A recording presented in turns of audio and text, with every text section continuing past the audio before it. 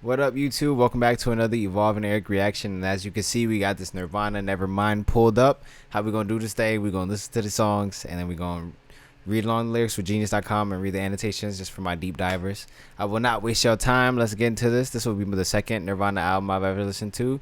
You want to see my other reaction? Make sure you check it out. Just type in Evolving Eric Nirvana reaction or the first name of the album. Let's do it. This first one, this Smells Like Teen Spirit.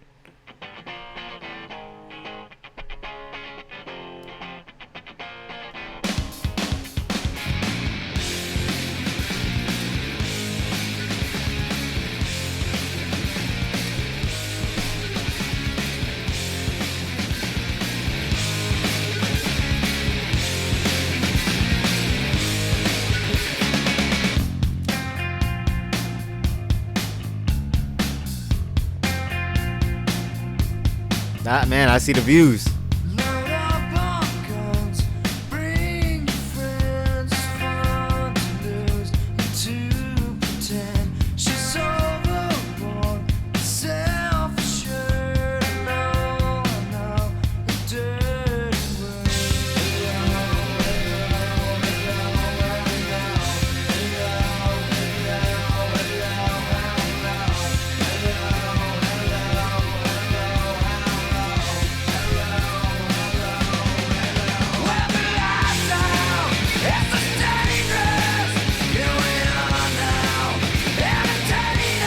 I do know this one. Yeah, it definitely has that.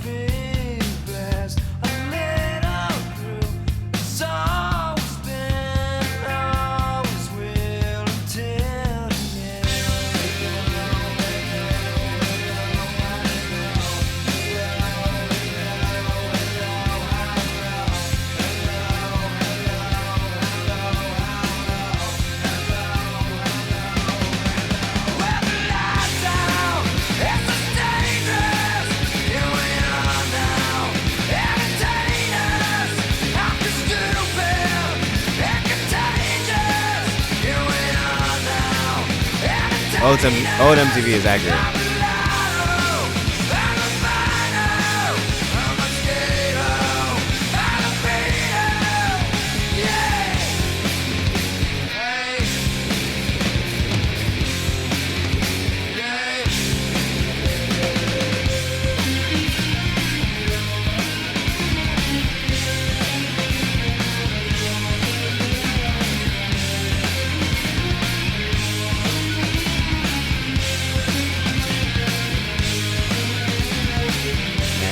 '07 or '06.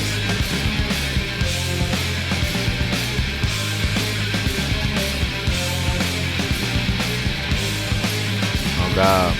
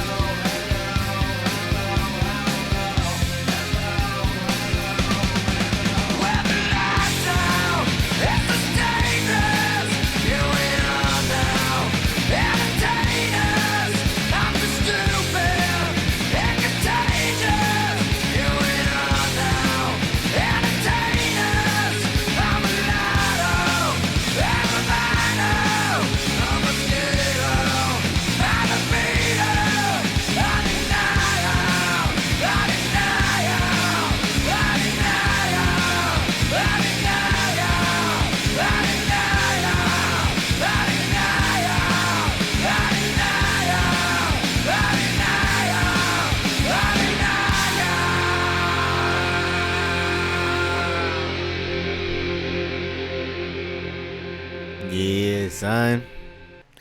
Yeah, son. Okay, this is much better. Much better intro. A lot more polished, which is what I was hoping to hear. Way more polished than that first project. Definitely classic. I've heard this song before in passing, but I've never listened to it intently, so it's nice to hear it intently while reading the lyrics as well. Fire. Also, this reminds me of Jay-Z and Justin Timberlake. This is where they got the idea from for Holy Grail, where they said, and we're all just entertainers, and we're stupid and contagious. They kind of flipped the words a little bit, but dope, because Nirvana, they said, or Kurt said, with the lights out, it's less dangerous. Here we are now, entertain us. I feel stupid and contagious, but they said, and we're all just entertainers, and we're stupid and contagious, so that's cool. Anyways, let's read this annotation. Considered by many to be the ultimate grunge anthem, Smells Like Teen Spirit was the lead single for Nirvana's second studio album and major label debut. September 1991, Nevermind. The song's success and omnipresence in the early 90s brought the band unrivaled popularity. Eventually, Kurt Cobain grew tired of it and removed from their live set as often as possible. Rock history recalls Kathleen Hanna from Bikini Kill scrawling the phrase "Kurt smells like Teen Spirit" in spray paint on the wall, from which Kurt took the title. Some say Kurt took it as a call for revolution, in reference to the Bikini Kill led Riot GRRL movement, but according to producer Butch Big, Kurt just thought the phrase was stupid. It didn't really mean anything at all. However, it was revealed that Hannah was referring to the brand of deodorant worn by Kurt's then girlfriend and Hannah's then bandmate Toby Vale. Yo, it's interesting how what an artist intends, and then versus how the fans interpret it. In a 1994 interview with Rolling Stone, Cobain said, "I was trying to write the ultimate pop song. I was basically trying to rip off the Pixies. I've never checked out the Pixies. Maybe we should at some point. I have to admit, when I heard them for the first time, I connected with the band so heavily I should have been in the band, or at least in a Pixies cover band. We used their sense of dynamics, being soft and quiet and then loud and hard. It was one of the last tracks written and recorded for the album, and the final version is compromised of the second take out of just 3 takes, according to Montage of Heck and other sources. Smells Like Teen Spirit was voted number 9 on Rolling Stone's list of the 500 list greatest songs of all time. All time, son. Damn. Nah, that's what's up, though. This is a good one. All right, let's go to the next one. This next one is In Bloom.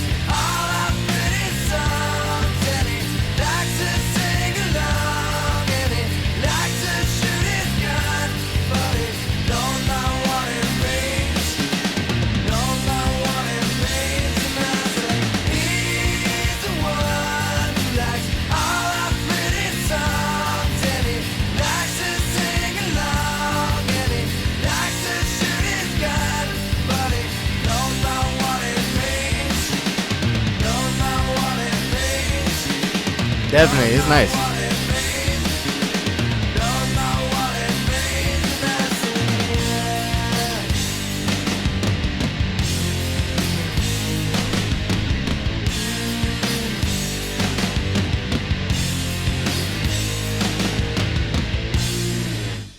Beautiful. That was tight. That was fire. Actually, fire energy. Um, Definitely gonna go to annotation. The only reason why I said "oh nah" at first when you were like "turn" is because they said the first line of the song was "sell kids for food," and I was like, no. But obviously, I'm not gonna be too critical about the whole song because of that one line. But I will say there is an annotation for it. It says "sell kids for food brings to mind a state of extreme famine. If the crop was bad in summer, you might starve in winter. Weather changes mood shows that the time of famine is over. Uh, when comes, it's time for harvest, usually celebration. Spring is here again. Reproductive glands is a straightforward reference to how the prettiest part of springtime, blooming flowers, is really just a bunch of plants exposing their reproductive glands. Alternatively, this verse is probably a comment on Cobain's tough upbringing. He believed his parents didn't care about him, thus the line "sell kids for food." Additionally, Kurt's mother has changed her loyalties as in weather changes moods. Suddenly, she's young again, and Kurt exposes the falseness of this with the ironic bruises on the fruit, tender age, and bloom. Finally, the conflict between his mother as his loving parent and her concealed identity as sexual being and crystallized in the lyric reproductive glands. Kurt also uses technique called cut up copy from the author of Lunch, Naked William Burroughs, and then it pretty much breaks down the lines where it has like the line by line. I knew that line means something about what was going on in the world. Yeah.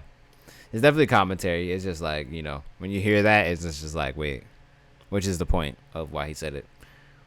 But very good. Cobain's lyrics poke fun at the people outside of the underground music scene that began struggle by Nirvana shows after the release of the group's debut album Bleach. Nirvana biographer Michael Azerrad wrote, but remarkably, the song's lyrics translated even better to the mass popularity the band enjoyed.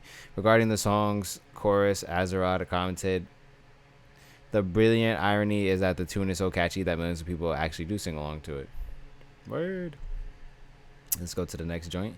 Damn, it's so hot in my room right now. I'm going to have to take out the headphones at some point for heat reasons. But we'll try to thug it as much as possible. If I have to take it off, I'll still be able to hear it. My speakers are pretty good, but I'll try to thug as long as possible. This next one is called "Comes As You Are."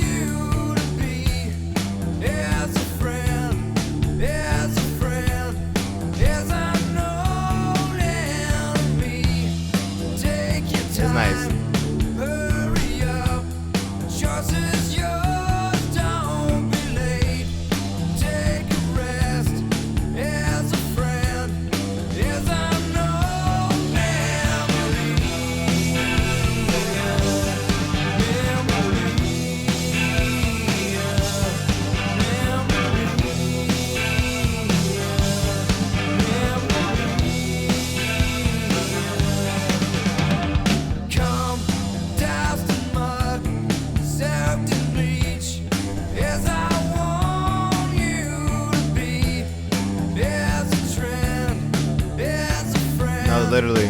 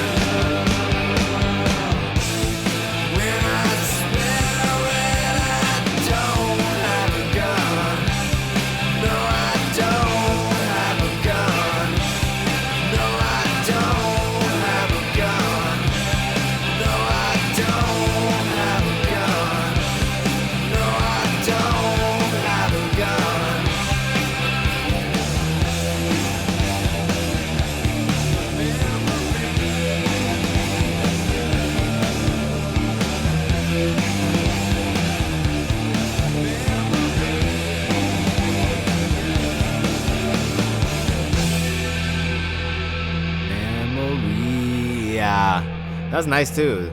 That was nice, but like this was like calm. I don't think it's like this one's like a crazy amazing song, but it's not whack either. This is just like if this song was on, or if I was at the show and they did a song, I think I would just be there in the crowd, pretty much just vibing to it. It's nice. Let's read this annotation. Initially thought to have great crossover potential by their management, "Come As You Are" was intended to be the main single on Nirvana's second album, Nevermind.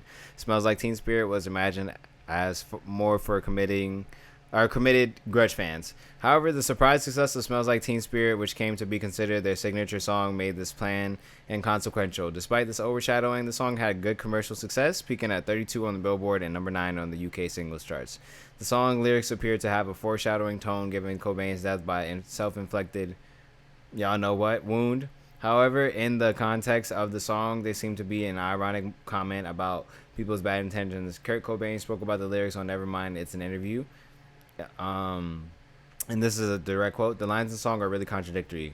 One after another, they kind of a rebuttal to each line. It's kind of confusing, I guess. It's just about people and what they are expected to act like." The song's distinctive guitar riff was heavily borrowed from Killing Joke's song 80s, a fact that made the band hesitate to release the song as a single. Nirvana manager Danny Goldberg told Rolling Stone, and this is another quote: "Kurt was nervous about Come As You Are because it was too similar to a Killing Joke song, air quotes, not quotes, air quotes, but quotes 80s. But we all thought it was still the better song to go with." And he was right. Killing Joke later did complain about it. Despite the complaints, Killing Joke never filed a suit against Nirvana. Well, that's good. Shout out to them. The song also includes a rare extended guitar solo for Cobain, whose immersion in stripped-down punk aesthetics meant he didn't often engage in musical self-indulgence. Producer Butch Vig recalled, "Kurt really did not play a lot of solos. This one's more of a melodic part based on the vocal melody. It's not trying to show off pyrotechnics. It complements the melody of the song." In Aberdeen, Washington, which is the birthplace of Cobain, he is commemorated by a sign which says, "Come As You Are." Oh, that's really nice. And actually, maybe I could show you guys really quickly, and then we'll go on to the next one, because I think that is very nice. Nice tribute. Here's the sign. And it says "Come As You Are" if you look really closely. But very nice. Let's go on to the next one. This next song is Breed. Facts. I don't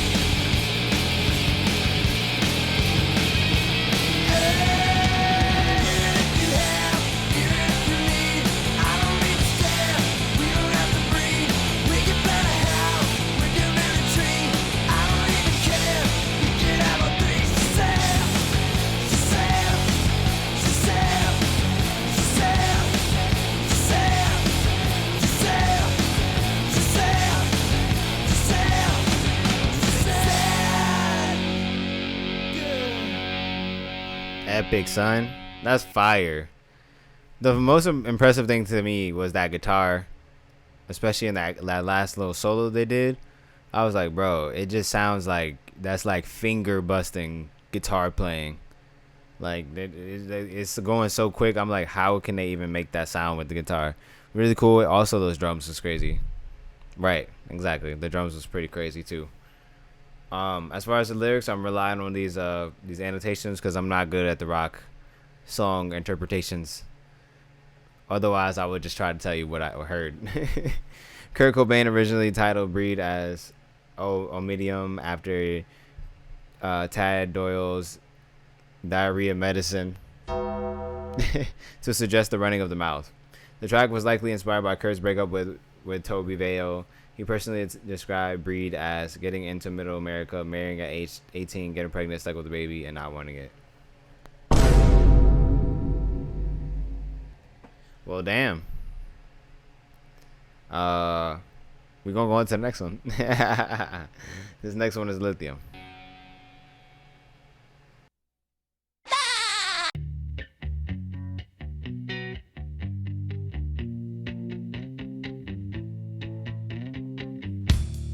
I'm so happy, cause today found my friends are in my head.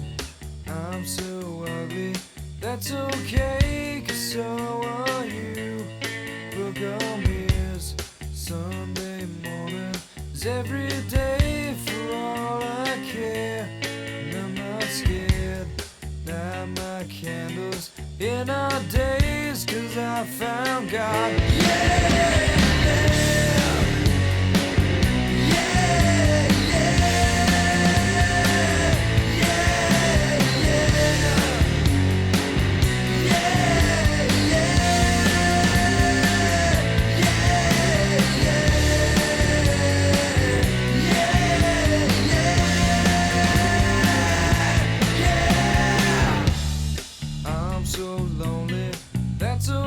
Bro, I'm talking about I couldn't hear nothing. I'm not sad, and just maybe I'm to blame for all I've heard.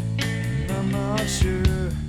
I'm so excited, I can't wait to meet you there. I don't care.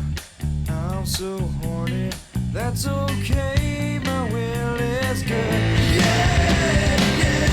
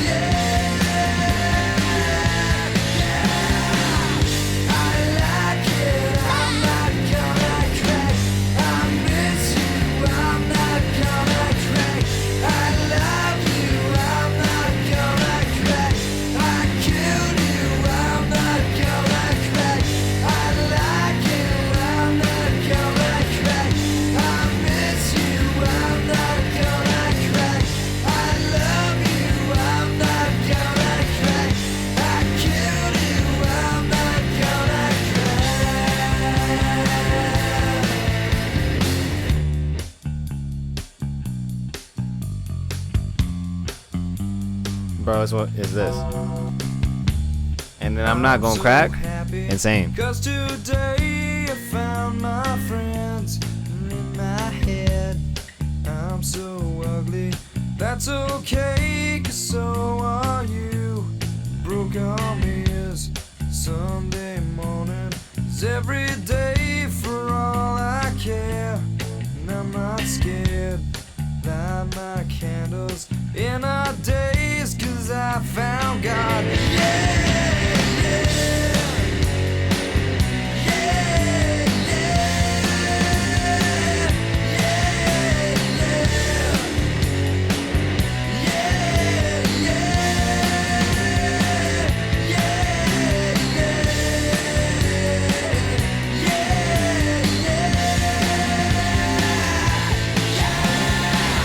I like it, I'm not gonna crack. I miss you.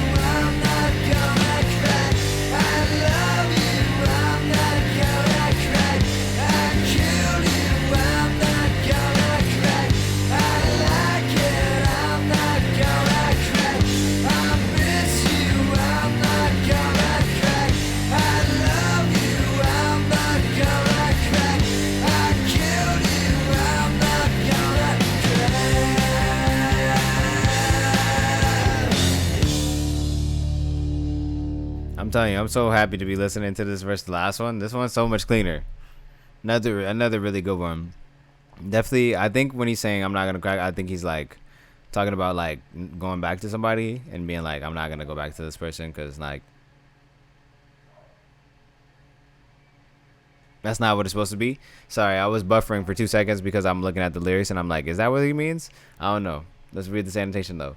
Lithium is a perfect description of a manic depression where every line is both happy and sad, while having references to God, recalling when Kurt lived with a devout Christian family.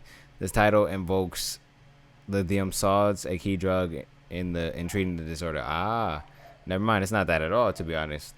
The CD single contained a sonogram photo of Kurt Cobain and Courtney Love still to be born child. Francis, being Kurt, said he thought he saw Francis doing the heavy metal devil horn gesture when he watched the sonogram. You know, funny enough, it's actually not a devil horn. That's actually not what this is. It maybe became that over time.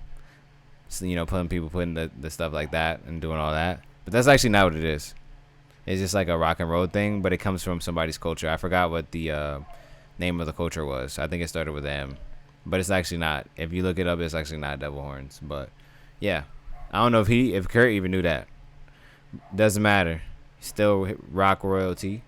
Let's go on to the next song. This next song is Polly, but you said Red Crackback then was basically like you're not in the snapper real quick. Type shit.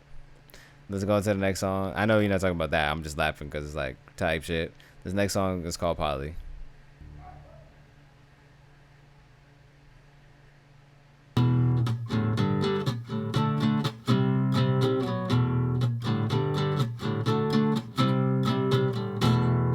Polly wants a cracker.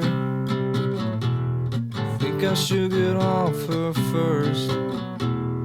Think she wants some water to put out the blowtorch. Here's a knee, have a seat. Let me clip dirty wings. Let me take a ride, cut yourself. Want some help, please myself. Got some rope, haven't told. Promise you, haven't true. Let me take a ride, cut yourself. Want some help, please myself.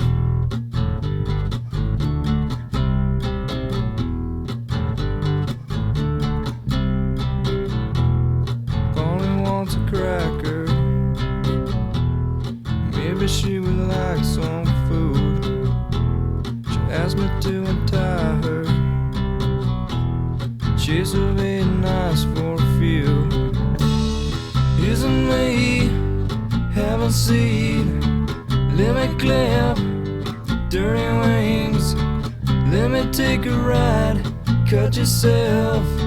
Want some help, please myself. Got some rope, haven't told. Promise you, haven't true. Let me take a ride, cut yourself. Want some help, please myself.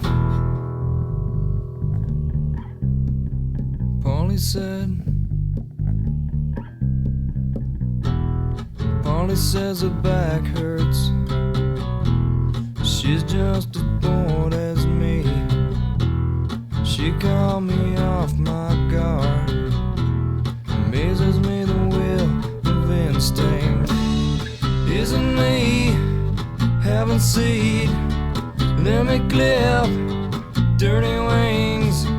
Let me take a ride, cut yourself. Want some help, please myself. Got some rope, haven't told. Promise you, haven't true. Let me take a ride, cut yourself. Want some help, please myself.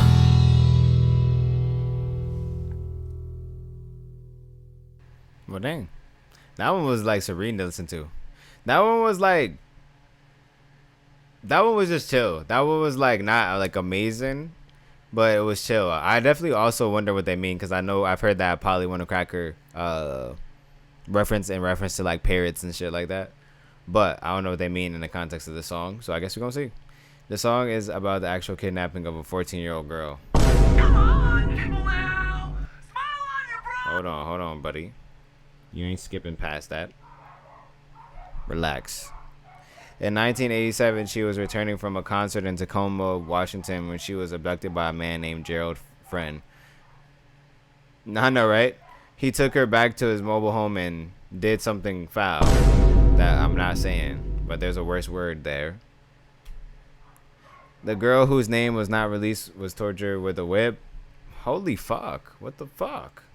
Razor and a blowtorch. Nah. She managed to escape when a friend took her on for a ride and stopped for gas. He was arrested and sent to jail. He needed to be sent to that penalty. Nirvana played some benefits to help with victims. Oh, that's what's up though, including the Rock Against Blank R-Word concert in 1993, which raised money for a women's self-defense organization. That's really cool. This was also the only song on Nevermind remaining from the Smart Studio session in Madison, Wisconsin on April 2nd to 6th of 1990. As such, it is the only song on Nevermind to feature Chad Channing on drums. Word. Need to be sent to that's what I'm saying. Guillotine. What they talking about? Jail. Anyways, I'm glad that person was free. That's crazy. I wasn't thinking it was about that at all. But let's go into the next song. This next song is Territorial Pissings. Interesting name. Come on, people now. Smile on your brother. Everybody get together. Try to love one another right now.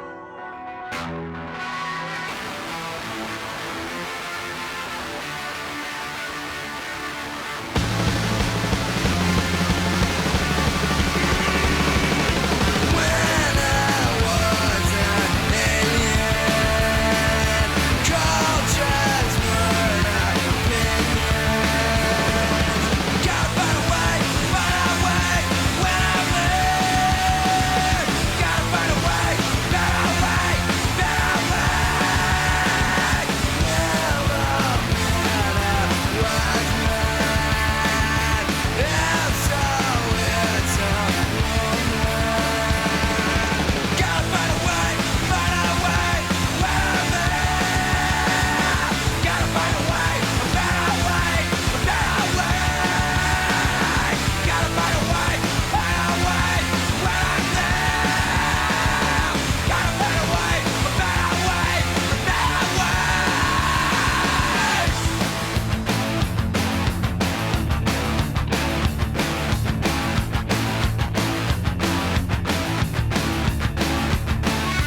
Just because you're paranoid don't mean they're not after you.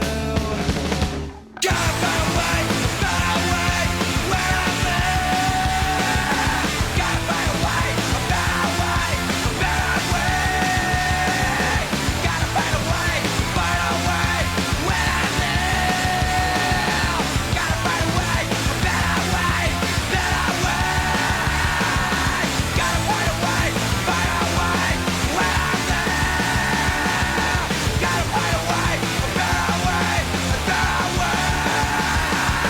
Gotta find a way when I live. Gotta find a way, a better way. Gotta find a way, a better way when I The scream at the end is insane. First of all, impressive how he can do that. But overall, not gonna lie. I'm sorry because I know somebody probably loves this song. I wasn't a fan of this one. I don't think this one is that good personally. But I think it's good like instrumentally. I just didn't think like vocally is that crazy or like songwriting wise is that crazy. But you know, we're gonna read this annotation nonetheless. Territorial Pissings was inspired by Kurt Cobain's observations for mistreating of both Native Americans and women. He explained the song title as, well, I could get behind that meaning, but that doesn't mean I gotta like the song, but I can support the meaning. In the animal kingdom, the male often piss in certain areas to claim his territory, and I see Macho Man reacting towards sex and power in the same way. I like to see those lost souls strung out by their balls with pages of Scum Manifesto stapled to their bodies. Damn. When Nirvana appeared on the British TV show Tonight with Jonathan Ross and were told to play the song, instead they played the song, or played Lithium, instead they played the song before smashing their equipment and leaving the stage. real rock star. And then the last sentence said boss. That's crazy. Imagine getting asked to do a song and you do this one and then you just break everything and leave. That's some real grunge band stuff. I feel like that's what that it is about that song too. It's like for the real grunge fans, which I'm not necessarily. I'm just here to see what's here. But let's go on to the next one. So far, this album is definitely better than the last one, but I'm not a big fan. However, we'll keep going. This next one is Drain You. One baby, two, another says I'm lucky to meet you. I don't care what you think, unless it is about me. It is now my duty to completely drain you. I travel through to end up in your affection. Shooting me for you, passing back and forth. You know, passing a kiss from my mouth to yours. I like you.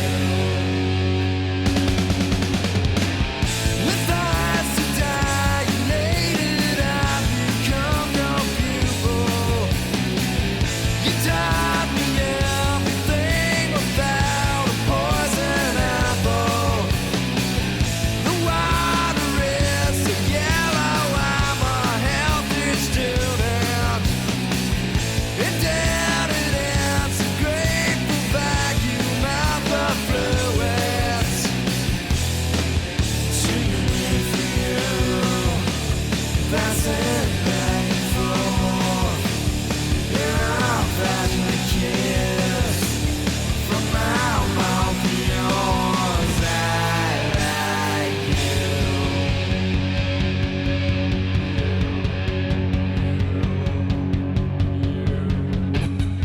Hey. Now this is one of the better ones.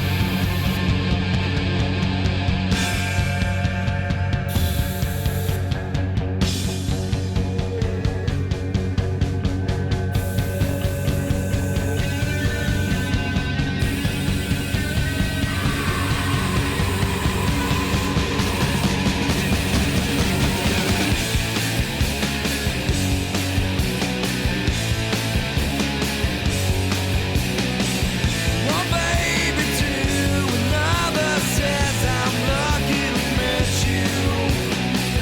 I don't care what you think, unless it is about me. It is now my duty to completely drain you. I travel through to end up in your infection. Shooting me for you, passing back and forth. You know, passing a kiss from my mouth to yours. Sloppy lips to lips. You're my violins. I like you. That was cool. That was cool. My only thing with some of the lyrics was kind of crazy. There was he said chew your meat for you pass it back and forth and a passionate kiss from my mouth to yours. I'm like, yo.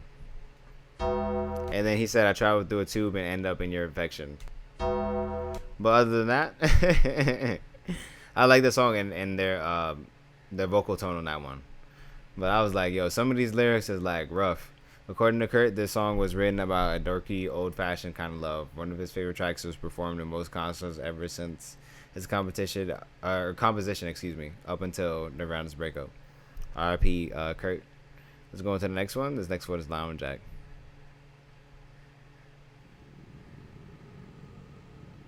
That one was called Drain You.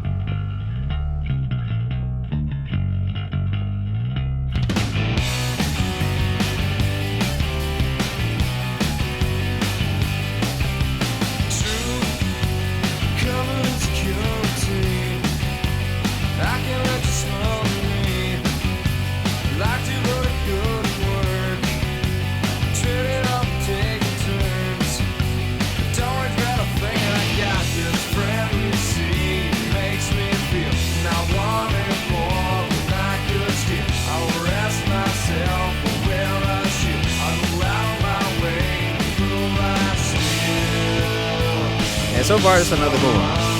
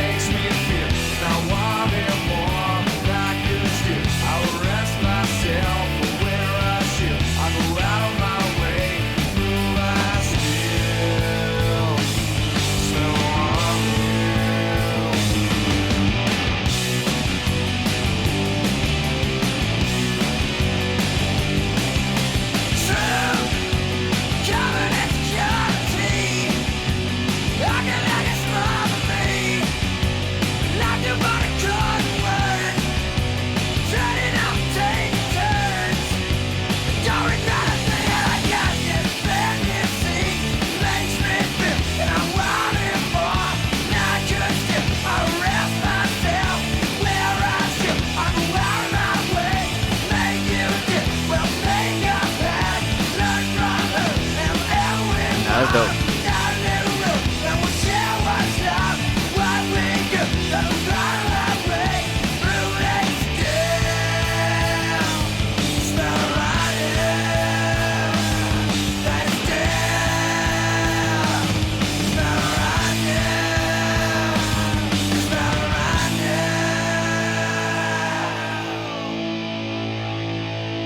Hell yeah. But man, their instrumentation is super impressive. That's like my favorite thing about this band, as opposed to like the singing versus songwriting. I feel like their production stands out the most to me. That's a cool one though. This song is about Bikini Kill's Toby Vale, Kurt's girlfriend. For most of the time, he wrote Nevermind. The musical backing that even starts with Chris Novoselic. Sorry, I don't know how to say that, but anyways, bass solo was likened to him and Kurt to lounge music, and thus came with this title. Nice tribute. Let's go on to the next one. This next one is Stay Away.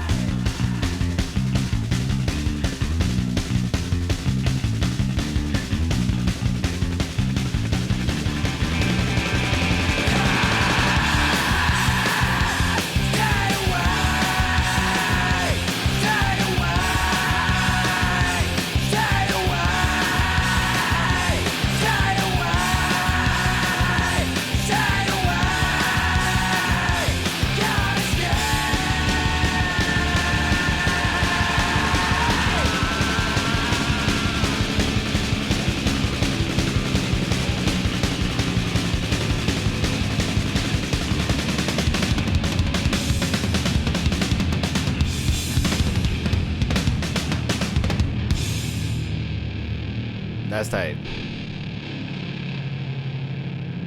Yeah, son. That was my favorite one so far out of all of them. Stay Away was my favorite one.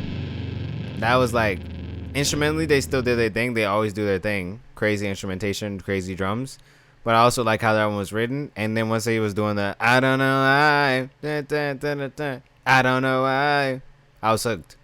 After that, I was like, oh yeah, he did something different with this one. So I don't know. I always gravitate towards songs that are a little different, that stand out to me. So that one was pretty fire for me. I'm convinced. Stay Away is the 10th track on the alternative rock grunge band Nirvana 1991 second studio album Nevermind. Nevermind popularized the Seattle grunge movement and brought alternative rock as a whole into the mainstream, establishing its commercial and cultural viability. Well, I can understand why this project's so respected then. It's like it's like its influence as much as like its content. Its success surprised Nirvana's contemporaries who felt dwarfed by its impact.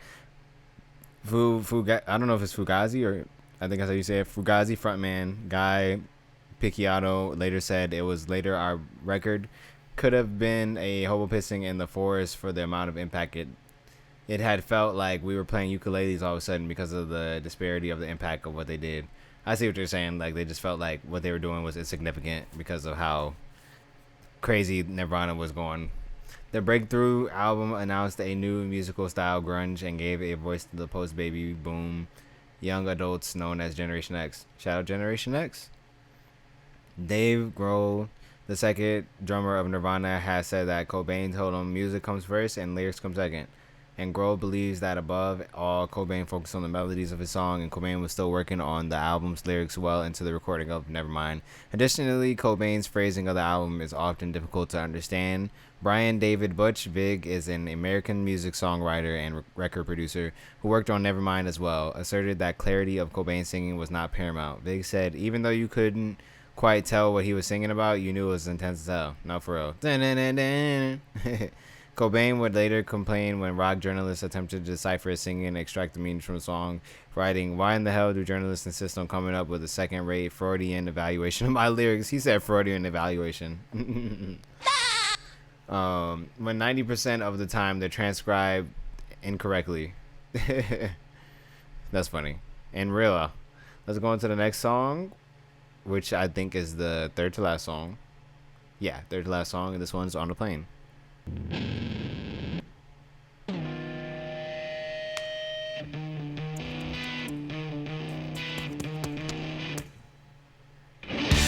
Start this song without any words. I got so high, strapped till I bled. Love myself better than you. Know it's wrong, so what should I do? The finest day that I've ever had is when I learned to cry on command. Love myself better than you. Know it's wrong, so what should I do? I'm on a plane. I can't complain.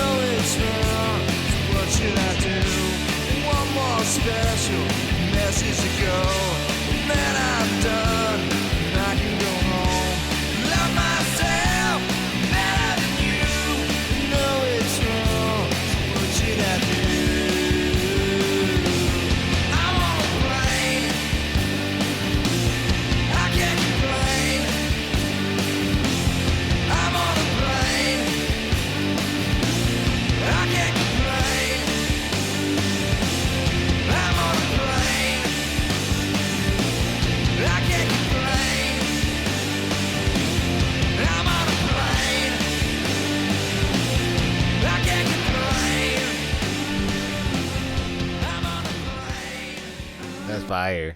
I like that one too. I was actually in a trance on that one.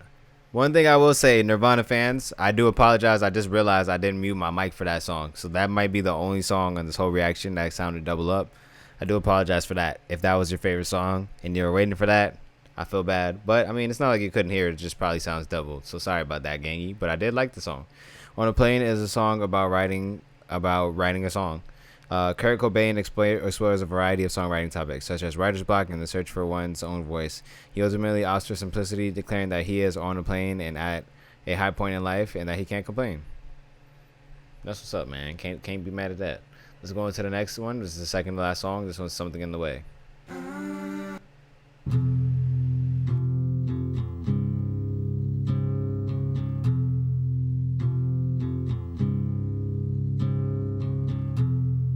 Yeah, for sure. His voice cuts through pretty strong.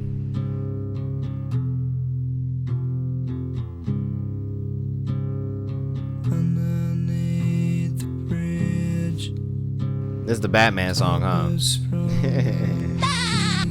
I like this one though. animals I've trapped have all become my pets, and I'm living off of grass and the drippings from the Also, sea. sidebar, this is actually the last song on the original, so we're sorry to interrupt y'all. I promise I'll stop talking and interrupting after this. So actually, we'll end the reaction after this. I think there's one more song that was on the deluxe version, but we're gonna react to the original. So, final song, but yeah, It's but yeah, this is the Batman. fish, 'cause they don't have any feelings. Something in the way.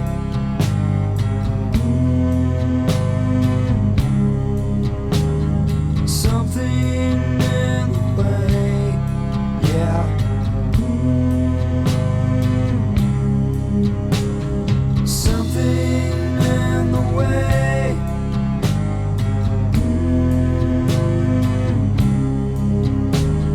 Something in the way. Yeah.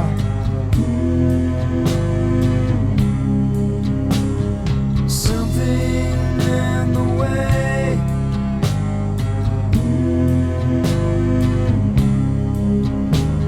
Something in the way. Yeah.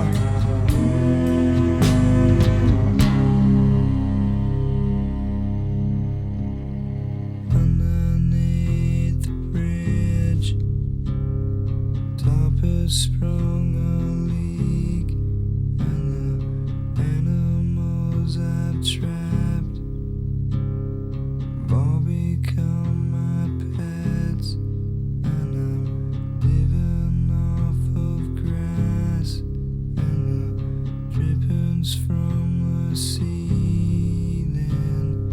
It's okay to eat fish, 'cause they don't have any feelings. Something in the way.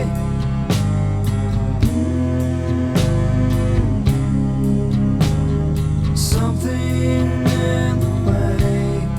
Yeah.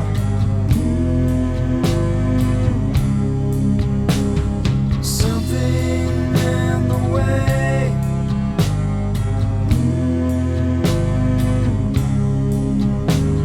Something in the way. Yeah.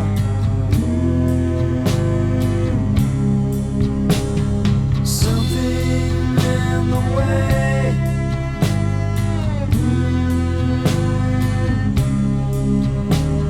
Something in the way. Yeah.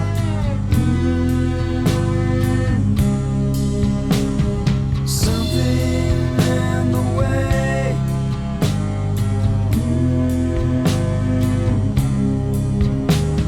Something in the way. Yeah.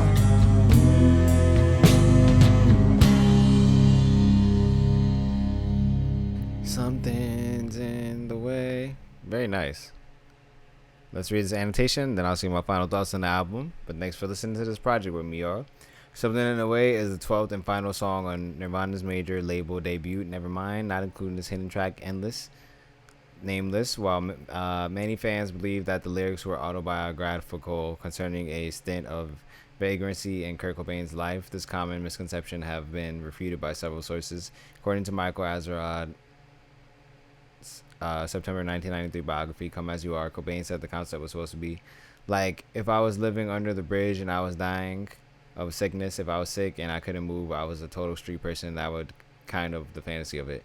Nonetheless, historians seem to agree that it was the Young Street Bridge which inspired this haunting composition, as Kurt would often hang out nearby and fish along the famous Wishkah River when he was a teenager. This location has become sort of a memorial for Nirvana fans that is commonly decorated with tributes to the late singer. That's really cool. According to a iconic January '05 episode of VH1 Classic Albums, producer Butch Vig recalled a frustrated Cobain giving up on the original recording process due to the band's inability to realize the vision. He and Fig entered the control room with a 12-string acoustic guitar, and Kurt laid back on his back to demonstrate how it would sound. Vic scrambled to turn off all the buzzing electronic sounds surrounding them on the microphones in order to capture the moment. The subsequent overdubbing process was quite arduous. There was no click track, and Cobain's vocals came in at almost a whisper.